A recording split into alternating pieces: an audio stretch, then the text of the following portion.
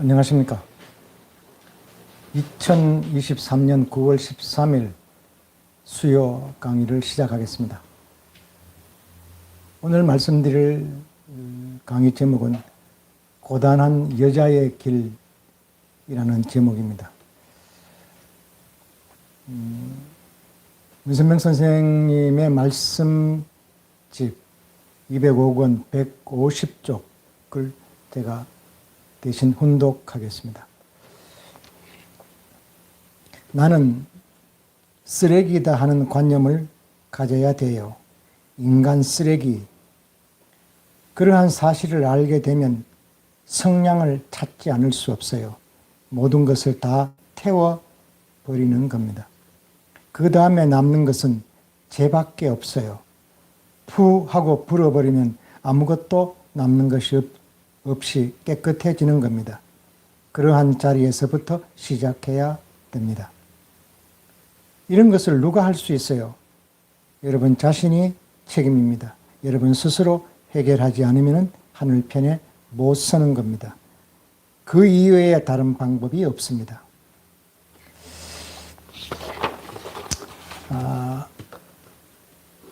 선생님의 말씀집 한 구절 더 훈독하겠습니다. 말씀 선집 44권 119쪽의 말씀을 훈독하겠습니다. 내가 복수하려고 한다면 전부 다 갈기갈기 찢어서 그저 뭐라고 할까 가루를 만들어 가지고 사료를 만들고 싶다는 생각도 있다는 겁니다. 그렇게 사무쳤다는 것입니다. 그렇지만 그것을 다 용서해 줘야 되기 때문에 다 잊어버리고 사는 겁니다. 이 두 꼭지의 말씀은 참부모 재림주로 오셨다고 하시는 문선명 선생님의 입에서 뱉은 말씀입니다. 어떻게 보면은 종교 지도자가 성인이 할 수 있는 말씀은 아니다고 생각할 수도 있습니다. 지독한 말씀이고 심한 말씀이 아닐 수 없습니다.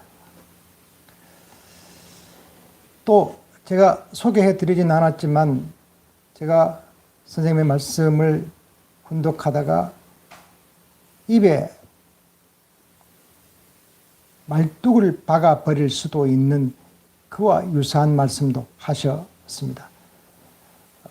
참으로 소름 끼치는 지독한 말씀을 선생님은 하셨습니다. 그러면 왜 이렇게 지독하신 말씀, 심한 말씀, 상처 입을 말씀은 하셨을까? 이 부분을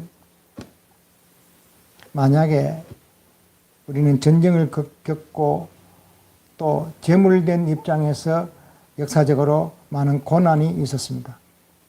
6.25 때에 죽은 인원이 피와 합쳐서 약 300만 명이 희생을 당했습니다. 2차 세계대전을 때 역시 독일 민족이 600만이 독일 민족이 이스라엘 민족을 학살했습니다. 그러니까 대구시보다 더 많은 인구를 6.25를 통해서 희생당했습니다. 만약에 이것이 안 죽어도 될 수 있는 인원, 안 죽어도 희생하지 않아도 될 수 있는 어떤 사건이었다면은 이 피해 사실을 놓고 의분 있고 뜻 있고 그 전쟁과 그렇게 학살, 그렇게 희생될 수밖에 없는 어떤 사정을 자세히 아는 분이 계신다면은 이것은 통곡할 일이고 저주할 일이 아닐 수 없습니다.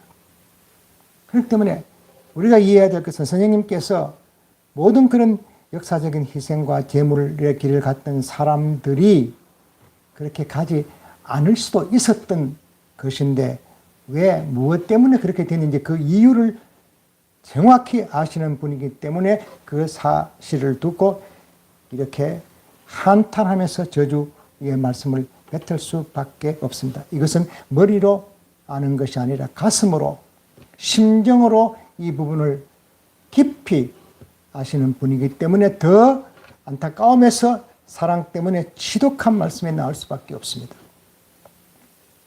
그러면 문 선생님은 왜 이런 것을, 이런 일이 발생하는 그 원인을 어디에 두고 계시느냐?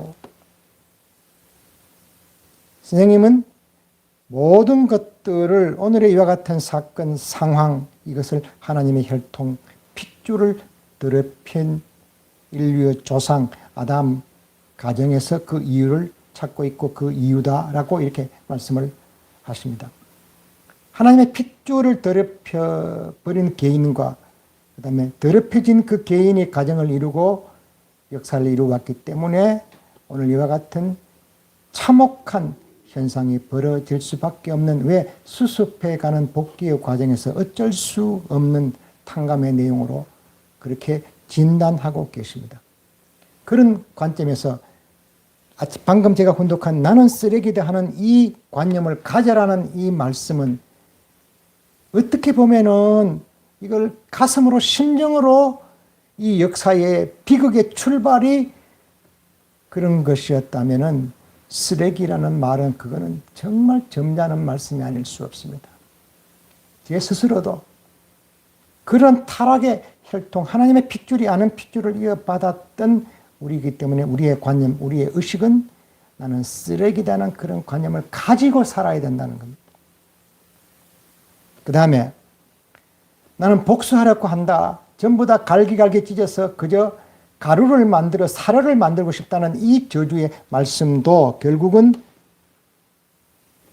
하나님의 핏줄이 아닌 사탄의 핏줄, 더럽혀진 핏줄을 가진 가정이었기 때문에 이 내용을 어떻게 수습하느냐, 거기에 사무친 분이라는 이렇게 말할 수밖에 없습니다. 그래서 첫 번째 쓰레기다, 나는 쓰레기다 라는 이 말씀을 통해서 우리가 이해할 것은, 그렇지, 나는 쓰레기지.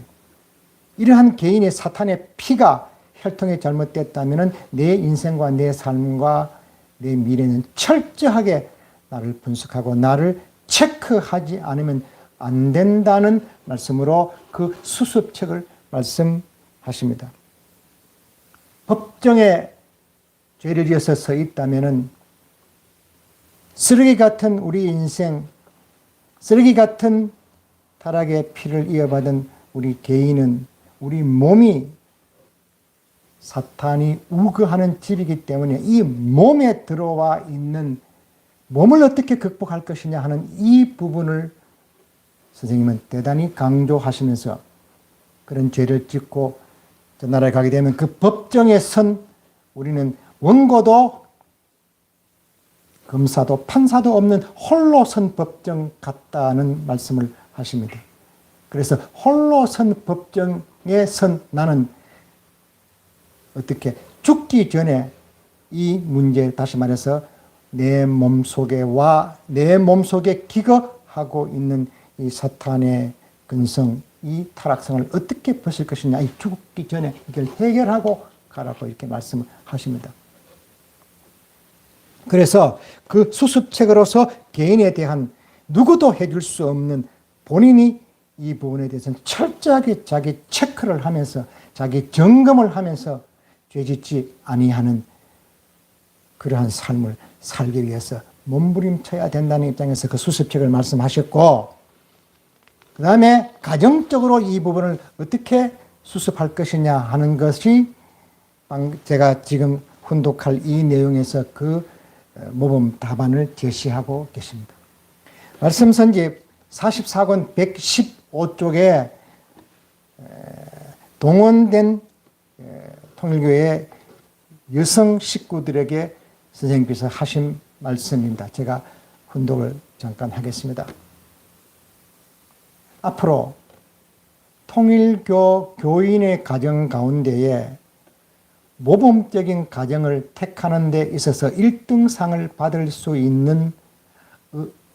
있는 가정은 어떠한 가정일 것이냐 할 때에 부부 사이가 아침에 봐도 맞고 저녁에 봐도 맞을 수 있는 그런 가정은 대표적인 가정으로 꼽을 수 없을 것입니다. 라고 말씀하셨습니다. 아침에 봐도 안 맞고, 저녁에 봐도 안 맞고, 1년 내내 봐도 서로 안 맞는 그런 부부의 가정이 1등상을 받을 수 있는 가정이 될 것입니다. 잘난 사람하고 지극히 못난 사람이 사는 가정이 1등 가정이라는 것입니다. 같은 사람끼리 혹은 좋은 사람끼리 사랑하는 것보다 반대적인 입장에 있는 사람이 서로 사랑하는 것이 사랑의 가치가 더 클 것이 아니겠습니까? 그렇지요?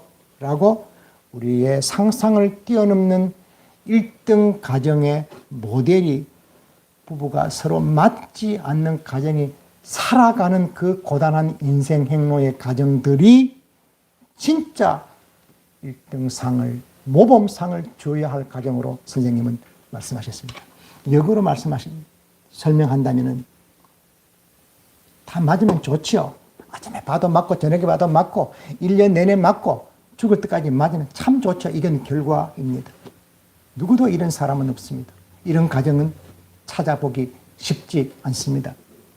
선생님의 말씀은 서로 맞지 않는 원수 같은 입장에 있는 부부가 살면서 맞추어가는 그 고단한 인생길을 걸어서 갈고 닦고 어느 정도 그 마음속에 미움과 원수시하는 마음이 사라져가는 그런 가정을 이루었을 때 그 가정이야말로 진짜 1등 가정이라고 말할 수밖에 없다 하는 이 말씀이 저는 제 가슴에 너무나 와 닿습니다.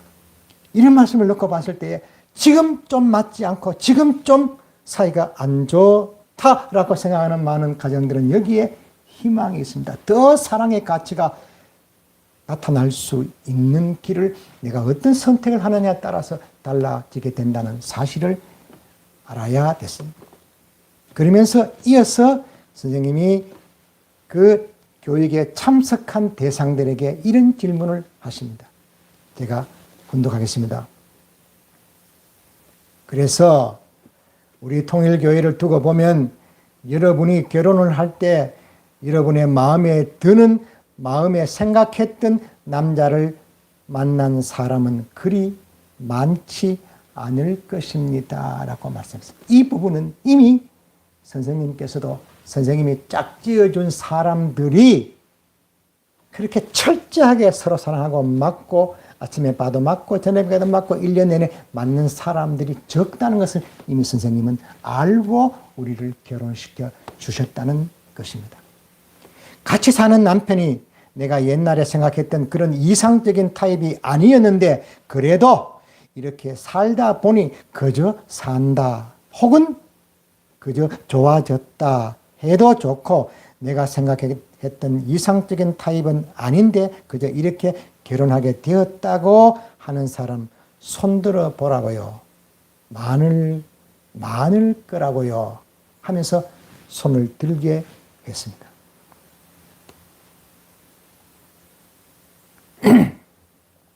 그리고 또 두 번째 질문하십니다. 자기가 꿈에도 생각지 않은 그런 타입의 남자한테 시집을 갔다고 생각하는 사람 손들어 보라고. 여러 사람이 손을 들었습니다. 그때 문선명 선생님께 하신 말씀이 연력감들이 많구만요 라고 말씀하셨습니다. 다시 말해서 손든 사람, 나는 처음부터 상상도 할 수 없는 내 상대를 만나는 사람이 의외로 많다는 겁니다.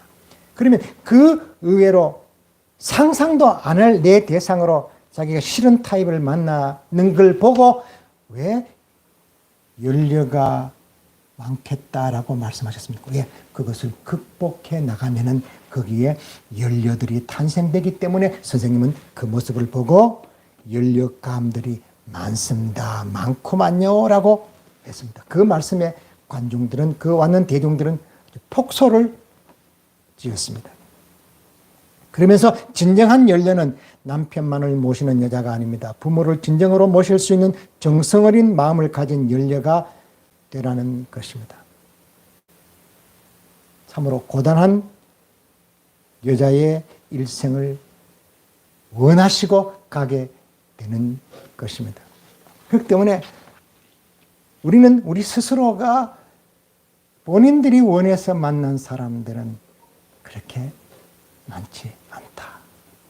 그래서 요즘 연계에서 계속 교육할 때에 비정상적으로 만나놓고 왜 정상적이를 바라느냐 말을 가끔씩 합니다. 이것은 처음부터 만난 우리들이 그렇게 내가 온몸으로 기쁨으로 맞이할 수 있는 그런 입장이 못 돼서 원수와 같은 입장에서 만났으니까 그 이유가 어디에 있느냐, 그 어떻게 수습하느냐, 또 수습하면 어떤 결과가 오느냐 하는 것을 우리는 말씀을 통해서 여기에서 이 현장에서 너무나 생생하게 많이 공부하고 있는 겁니다. 그렇기 때문에 사랑은 영혼을 중심 삼고 계획하는 것이다 라고 선생님은 말씀하시고, 어제 좋았다가 오늘 나쁘다고 할 수 있는 것이 아니다. 죽은 자리에서도 좋아해야 되고 죽고 나서도 좋아하면서 가야 할 길이 사랑의 법도이다. 이렇게 영원한 사랑을 중심 삼고 맺어진 맹세의 태전이 부부이기 때문에 남편이 감옥 들어가면은 부인도 남편과 같은 운명길을 가야 된다. 남편이 침뱉음을 당하거든 그 부인도 같이 침뱉음을 당해야 되고, 남편이 몰림을 당하거든 그 부인도 몰림을 당해야 하는 거라고요. 그랬습니다. 만일에 감옥에 들어간 남편이 있는데 그 부인의 남편의 길을 따라가지 않고 감옥이 웬 말이냐, 난 싫어, 욕설을 하면서 싫어, 반대, 보따리 싸가지고 마음대로 나갔다면은 이것은 결코 자기 무덤을 파는 것이다. 이 말씀을 하십니다. 그래서 결국은 여자들은 남편, 그 주체의 입장에 어떤 보조를 맞을 것이냐, 어떤 자세를 취할 것이냐 하는 이 부분을 선생님은 계속 강조하십니다. 그러면서 선생님께서 당신 가정 얘기를 하십니다. 성진님 어머님에 대한 말씀을 하십니다. 성진님 어머님은 최성길 여사께서는 선생님이 가는 길을 그렇게 반대하고 밤낮 없이 반대했습니다. 자기 하고 싶은 대로 다 했습니다. 선생님 보고 이 길은 절대 가지 말라고 하면서 꼬집고 손가락을 깨물고 긁어댔습니다. 그래서 그래도 안 되니까 고무신을 뒤집어 나의 뺨을 때리기도 했습니다. 나는 선생님은 밥에 독약을 넣어주고 싶은 마음으로 해주는 밥을 얻어 먹어봤다.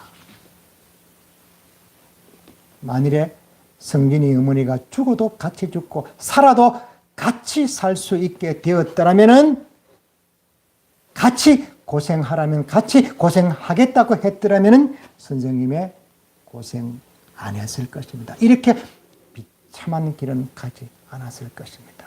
복귀의 길은 간단하다고요. 이렇게 말씀하십니다. 다시 말해서 부부가 함께 걷는 고생을 함께 가야 되겠다. 부인이 남편이 걷는 그 길 앞에 함께 고생을 해도 침받음을 당해도 조롱당해도 힘들고 어렵고 비참해도 가난해도 자식 때문에 힘들어도 남편과 하나 되어서 가겠다는 그 의식과 그 생각을 갖고 살아야 그게 복귀되는 길이라고 말씀했습니다. 그러면은 남편도 고생을 덜 한다, 안 한다. 이렇게 비참한 길은 우리도 안 갈 수 있다. 이렇게 단언적으로 말씀하셨습니다. 그래서 오늘 우리들은 선생님이 가야 할 길을 똑같이 따라가는 길이기 때문에 부부 하나 되는 길이 어떤 의미가 있다는 것인가 하는 것을 잘 알 수가 있습니다.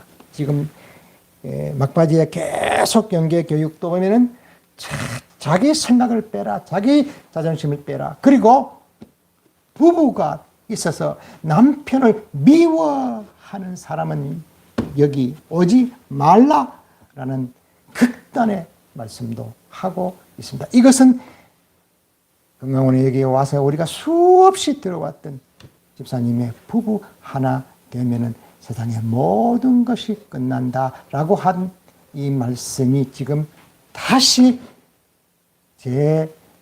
재발되지 않도록 계속 교육하는 주제가 이것입니다. 이 주제가 바로 선생님께서 하신 말씀, 이 주제와 너무 같은 말씀이고, 이 깨달았던 이 말씀을 우리에게 지속적으로 마지막 40일 금식하고 집으로 돌아갈 때는 남편한테 잘했어요, 잘하세요 라는 말을 끊임없이 계속해서 하시는 이것의 의미가 어디 있는지, 이거는 바로 복귀의 길을 가는, 어쩌면 가장 간단하면서도 가장 어려운 길일 수도 있습니다. 이거 안 하면 길이 없다라고 말씀을 하십니다. 해와가 잘못함으로 삼시대의 역경을 거쳐 나온 것입니다. 여자를 생각하면 나는 신물이 납니다. 여러분을 대할 때마다 그러니까 내가 성전이 어머니보다 여러분을 더 사랑한다고요. 그래서 갈기갈기에 찢어서 가루를 만들어 사료를 만들고 싶다는 이 생각 그 자체는 당신 가정에서 일어났던 그 상황을 두고 선생님의 감정의 한 부분을 표현했는 것입니다. 그러면 성진이 어머니를 앞으로 얼마만큼 고생을 시켜야 되느냐라고 했을 때에 고생 중에 고생, 버림받는 중에 제일 버림받았다는 입장이 안 되면 복귀가 안 된다라고 말씀하셨습니다. 사랑의 인연은 맺었다가 버림받았다는 입장, 버림받는 자리라도 감사하면서 갈 수 있는 입장이 되지 않고서는 만인류의 어머니로서 세계 여성을 대표하는 입장에서 탕감할 수 없다고 말씀하십니다.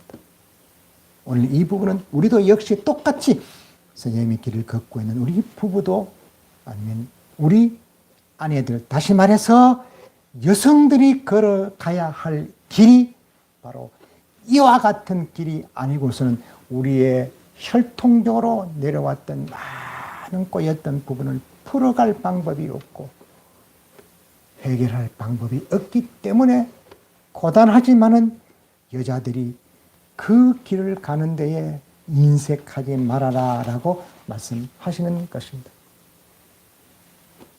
그러면서 44쪽 44권 124쪽에서 128쪽에 그 전체 속에 나와 있는 몇 가지를 선생님이 농담 반 아니면은 조금의 농도 섞여 있을 수 있는 내용이지만은 정말 시사하는 바가 너무 큰 내용이 많습니다. 제가 좀 소개를 해드리겠습니다.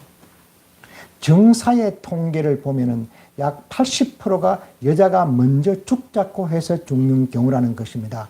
여자는 그럴 수 있는 소질이 많다라고 선생님은 말씀하셨습니다. 정사의 통계, 정을 나누다가 사랑하다가 맺어지지 않아서 함께 꿈을 이룰 수 없을 때에 함께 동반 자살을 하자라고 했을 때에 80%가 여자가 먼저 죽자고 해서 죽는다. 이 말씀을 선생님은 하십니다. 여자는 그럴 소질이 있다, 많다. 그러면 여자가 어떤 자세로 살아야 그 가정이 살아가느냐, 그 부부가 살아가느냐 하는 부분이 역설적으로 이해할 수가 있습니다. 힘들어도 어려워도 엄마가, 여자가, 아내가 어떤 자세, 어떤 마음을 먹느냐에 따라서 달라진다. 이 말씀입니다. 두 번째로 거기에 교역자의 부인들도 목사들의 부인들도 많이 참석을 했습니다. 그분들에게 하는 말입니다. 여러분 여자들이 남편의 다리를 다 잘라 놓았다 그랬습니다. 살인자입니까? 폭행하는 사람입니까? 여자가 어떻게 남편의 다리를 자릅니까? 그런데 선생님은 남편이 무슨 강의를 하고 나면 강의가 왜 그래? 무슨 설교를 하려면 설교가 왜 그 모양이야? 이 말에 팔이 잘리고 팔다리가 다 잘려 나간다라고 말했습니다. 그래서 선생님은 남자를 잡아먹는 요사스러운 악귀 신이 바로 여자 너들이다 이렇게 말씀하셨습니다. 악귀 신은 굶어서 죽은 귀신을 말합니다. 남자를 잡아먹는다. 어떤 사람은, 어떤 여자들은, 어떤 아내는 남편 잡아먹을 상이다 이런 말도 가끔씩 하고 있습니다만 뭐냐?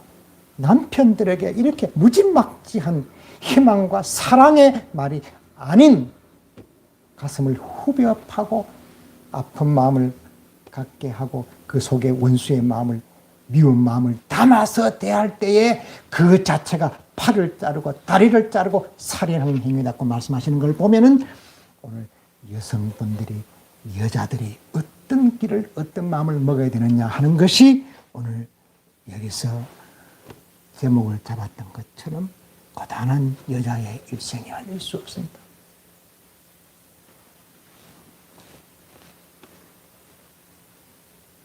또 선생님은 이렇게 말씀하십니다. 세 번째로, 남자, 여자가 굶어 죽기 내기를 한다, 시합을 한다.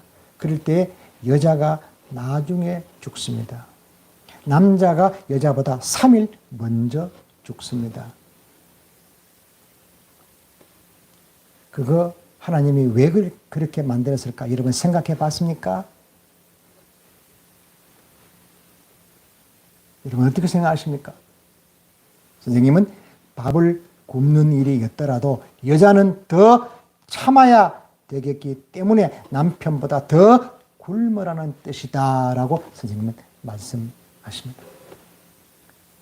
참 여권 운동을 하는 사람분들은 전혀 이해할 수 없고 남녀 평등을 말하는 사람은 전혀 이해할 수 없지만은 수습과 복귀의 길을 가는 데는 철저하게 여성이 고단한 길을 걷지 않으면, 여성이 정성 들이지 않으면, 여성이 희생하지 않으면은 최초에 지었던 해와의 죄 타락성을 벗을 길이 없기 때문에 그 원인을 아는 선생님은 이렇게 세상과 전혀 다른 교육을 시킬 수밖에 없다는 사실을 깨달아야 됩니다. 그래서 여기 왔을 때에 아이가 문제가 있을 때, 자식이 문제가 있을 때에, 남편이 문제 있을 때에 집사님께서는 철저하게 엄마를 죽여라, 부모를 죽여라, 부모를 후라이팬에 달달달달 볶듯이 볶아라.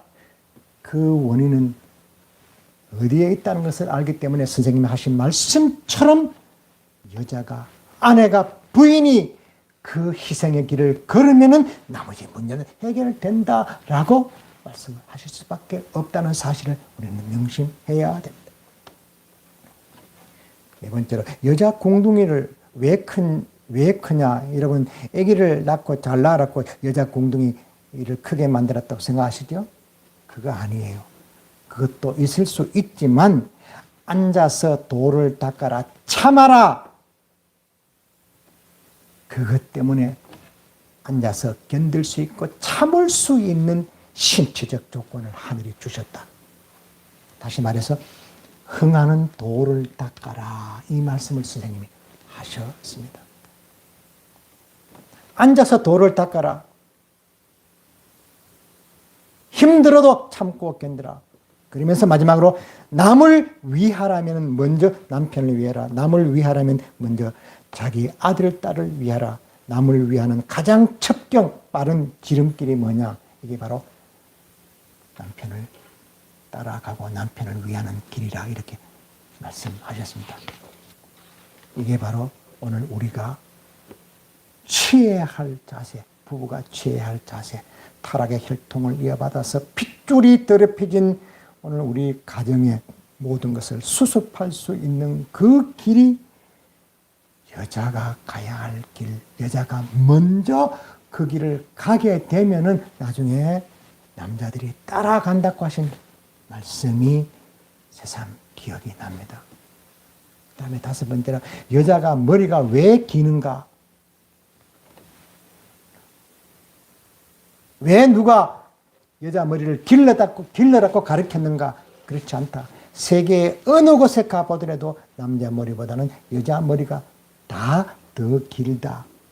왜 그런지 생각해 봤느냐? 선생님은 덩치가 아무리 커도 여자 머리만 잡으면 다 끌려온다. 잘난 여자, 못난 여자를 막론하고 여자 머리카락만 잡으면 다 따라온다. 44권 127쪽에 이런 말씀을 하셨습니다. 남자가 머리가 왜 짧으냐? 여자에게 끌려가면 안 되기 때문에 남자의 머리가 짧다. 이게 우습게 농담으로 받아들일 수 있는 요소도 있기도 하지만 여기에 포함되어 있는 선생님의 의도는 머리는 뭐냐? 중심이다. 중심을 남편에게, 남자에게 두고 살아야 된다. 그렇게 살라는 것이다. 라는 말씀을 선생님은 힘주어서 말씀을 하십니다. 마지막으로 목소리를 보자. 목소리는 남자는 왕왕, 화음 같은 목소리이기 때문에 멀리 못 간다. 여자는 앵앵거린다. 단음이기 때문에 멀리 간다.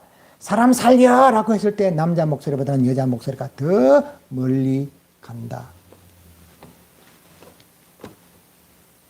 여자의 목소리가 앵앵 단음. 이거 왜 그러냐 하느냐.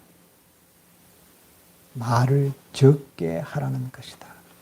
영향을 미치지 말아라. 이 말씀이다. 꼭 말씀하십니다. 제가 6가지 예를 들으면서 가정을 이루고 사는 부부에 있어서 여자의 마음이, 여자의 일생이 어떠한 일생으로 살아야 되는지 재림주 참 부모로 오신 선생님께서는 여자의 고단한 길을 원하시고 계십니다. 왜 우리는 이 말씀을 소개하고 이 말씀을 기준으로 들어야 되느냐? 참부모 재림주님으로 오신 분이기 때문에 그분의 말씀은 세상의 척도고 기준이기 때문에 원기이기 때문에 그렇습니다. 6천년의 역사는 참부모 가정을 남기기 위해서이고 인류가 허덕허덕 직업하는 것은 참부모를 만나기 위해서입니다. 우리가 미래의 후손들은 무엇 때문에 있느냐? 참부모의 후손을 남기기 위해서 있다라고 선생님은 말씀하셨습니다. 지금은 참부모를 중심 삼은 생활이 필요할 때다. 많은 말씀이 있지만 실제 생활에서, 실제 가정에서 내 개인과 우리 가정에 어떠한 자세, 어떠한 마음으로 살아야 할 것이냐 하는 길을 제시했습니다. 제 개인사도 그렇습니다. 오늘 저는 제 아내의 참으로 고단한 정성과 인생길을 걷고 있는 아내 덕분에 그나마 오늘 나의 모습을 유지할 수가 있었습니다. 아이들의 이해할 수 없는 여러 가지 상황들도 여자의 고단한 길을 걷고 있는 정성의 길을 통해서 제자리에 돌아오는 것을 저는 똑똑히 봤습니다. 한 여자의 희생으로 말미암아 또 다른 가정들이 새로운 희망을 갖고 새로운 빛을 피워나가는 거라고 봤을 때에 오늘 또 여러 가지 정성으로 고단한 여자의 일생을 걷고 있는 식구 여러분, 여러분이 걷고 있는 그 고단한 여자의 인생, 그 정성을 통해서 혈통적으로 내려왔던 여러분의 가정과 내 가정이 새로운 희망을 맛보게 되고 우리의 미래는 탕감을 통해서 새롭게 빚어 만드는 재창조의 역사가 벌어지고 있다는 사실을 희망으로 여기시고 소망으로 여기시고 이 길을 가는 데에 더 정진해야 될 것으로 생각합니다. 고단한 여자의 인생을 걷고 있는 여러분의 인생을 격려하고 여러분의 인생의 위로를 드립니다. 부디 오늘 참부모 재림 주님께서 우리에게 제시하신 너희들의 가정 생활은 어떻게 해야 될 것이냐 하는 이 부분을 놓고 오늘 주신 말씀을 통해서 더 분골 쇄신 미래의 희망이 열린다는, 미래의 소망이 열린다는 이 마음으로 지금 걷고 있는 이 길에 더더욱 매진하셔서 언젠가는 이해 못하는 남편과 이해 못하는 자식들로부터 어머니 수고했습니다, 여보 고생했습니다 하는 말을 들을 수 있는 날이 반드시 오리라고 생각합니다. 부디 출발한 이 길이 유정의 미를 거두는 참으로 희망의 끝을 가져오는 소중한 길이 되기를 희망하면서 마치겠습니다. 고맙습니다.